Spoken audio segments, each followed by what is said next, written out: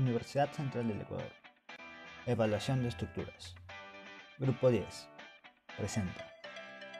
Bilinealización del espectro de capacidad.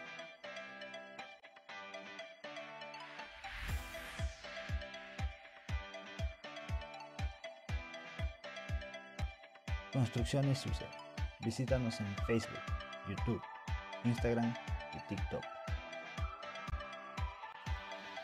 ¿Para qué sirve la curva del espectro de capacidad de la estructura?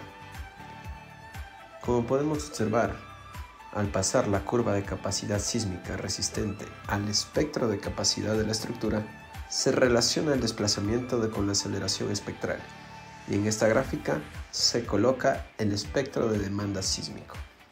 Ambos deben estar en el mismo formato, y al visualizar las dos curvas, se infiere el desempeño sísmico de la estructura.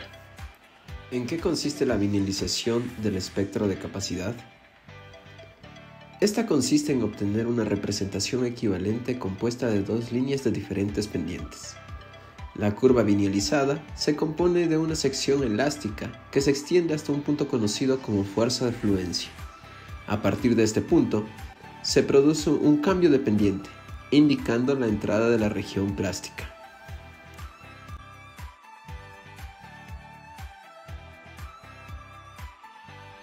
Bilinealización por el método de los coeficientes de desplazamiento es explicada tanto en la ATC40 como en la ASCE 4117. El proceso iterativo se muestra a continuación. Primero, se obtiene el área mostrada en la figura utilizando figuras conocidas y aprovechando que la curva está conformada por varias rectas. Segundo, se impone un valor inicial de BY que debe ser menor al BI. Se obtiene el 60% de este valor para buscar un punto en la curva de capacidad cuya ordenada coincida con el 60% de BY. A través de este punto se trazará la recta inicial de la bilinealización, la cual tendrá una pendiente KE.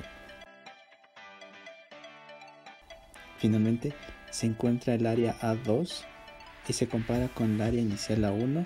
En caso de ser iguales, se encontró la representación bilineal. Caso contrario, se regresa al paso 2 y se prueba con otro BY.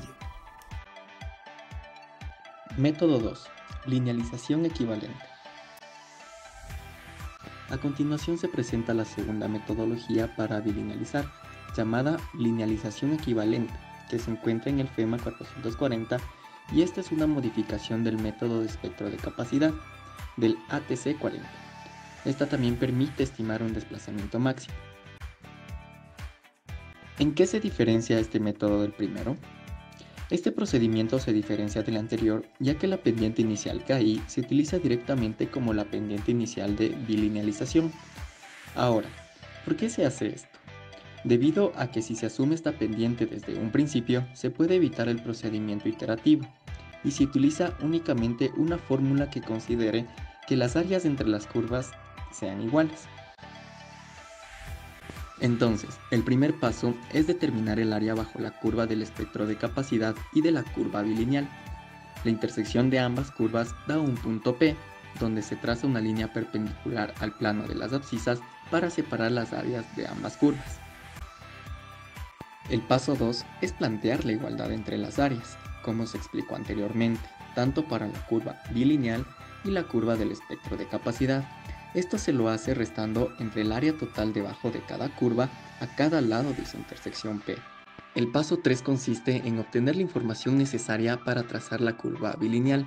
En esta figura que se observa, al igualar las áreas entre el espectro de capacidad y la curva bilineal, se halla que las áreas por debajo de ambas curvas son iguales, y gracias a esto y a la pendiente KI asumida en un principio, se puede despejar de Y y AY, teniendo los datos finales para trazar la curva bilineal.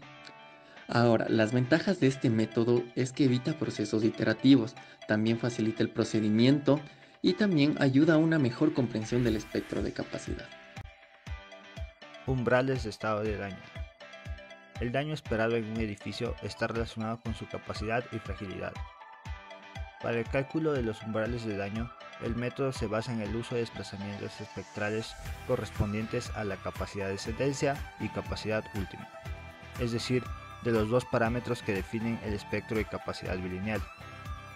En el proyecto RISC-V se proponen los umbrales de estados de daño basados en el espectro de capacidad del edificio en su forma bilineal simplificada.